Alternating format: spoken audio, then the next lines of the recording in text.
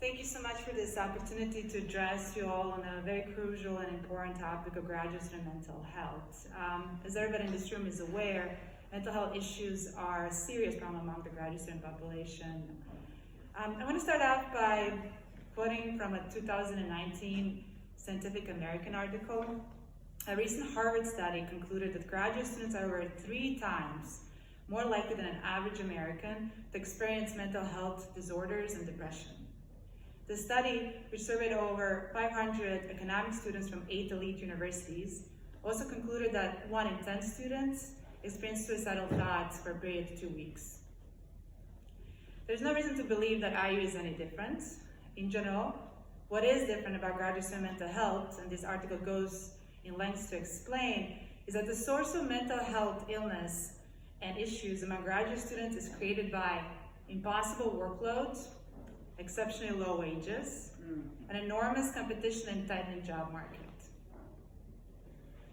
While our colleagues at CAPS, which I want to take an opportunity to thank for all the services they do in servicing our IU community, provide us with the best care they can, there is no number of therapists or no number of sessions available that can fix the fact that graduate students on this campus in Bloomington are not able to afford basic needs.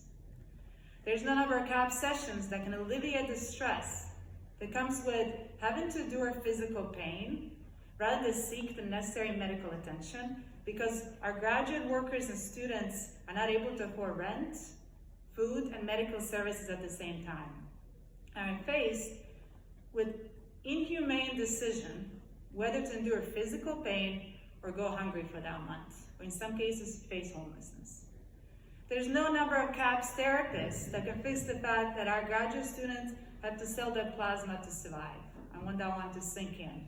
I'm particularly ashamed of the fact that I'm standing here and telling you that fact.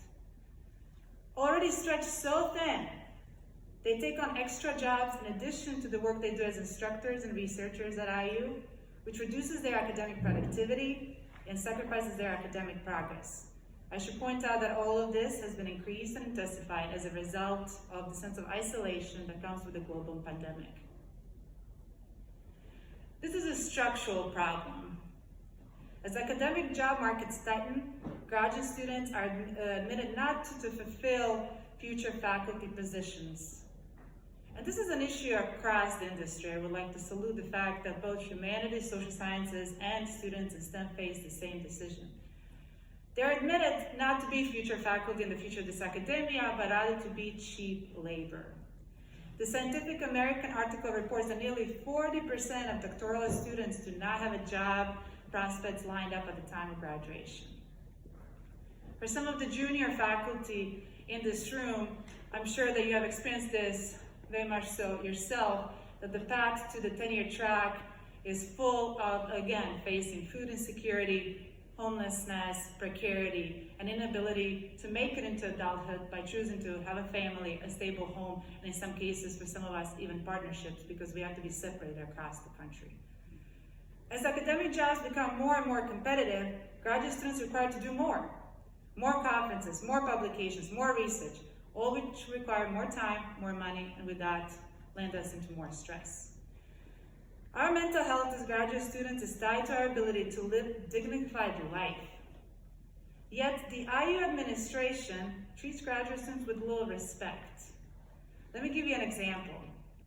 Last semester, 1,600 graduate employees signed union cards and requested a union election so that they might have a respectful and dignified relationship with IU.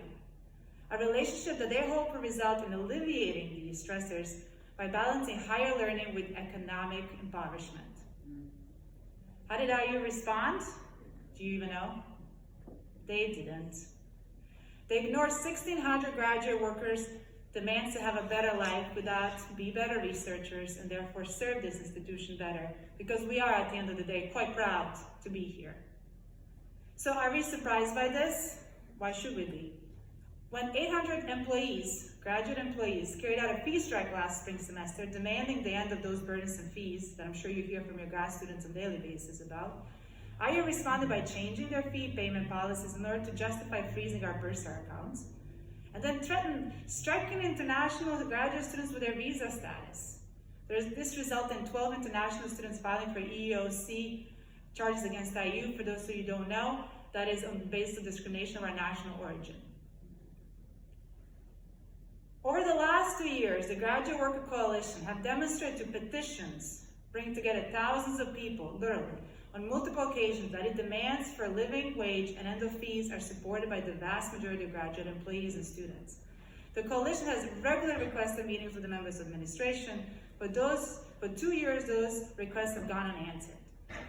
The level of disrespect that emanates from the fact that administration is unresponsive to the graduate student needs is palpable, and I assure you felt every single day by every single graduate student on this campus. The only way to resolve graduate student mental health crisis that we are all aware of exists is by addressing the cause, the precarious living and working conditions that cause the mental health crisis in the first place. And the only way we can do that if this institution honors its commitment to research, and with that, us who do the research for this institution.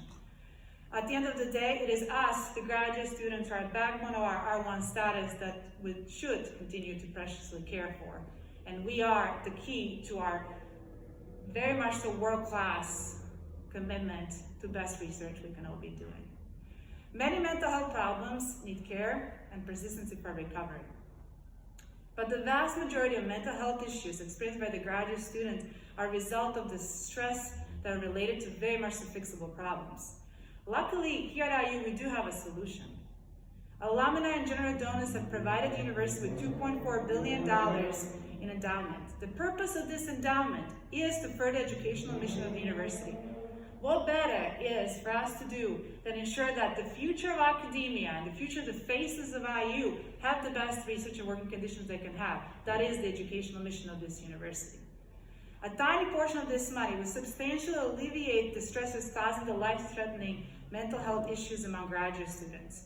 We must commit the financial resources to the health and dignity of thousands of us who carry out world-class research in the labs, who teach thousands of undergrad students, who carry out world-class studios, music performances that make this institution what it is. As we today look for solutions to the issues of mental health among the graduate students and graduate workers at Bloomington campus, perhaps we can start with this. The IU administration could start by responding to an email sent by the Graduate Workers Coalition representing thousands of graduate workers on this campus and starting the dialogue on how we can ensure better, more dignified, and more inspiring conditions for our graduate students so we can be the best researchers we came here to be. Thank you.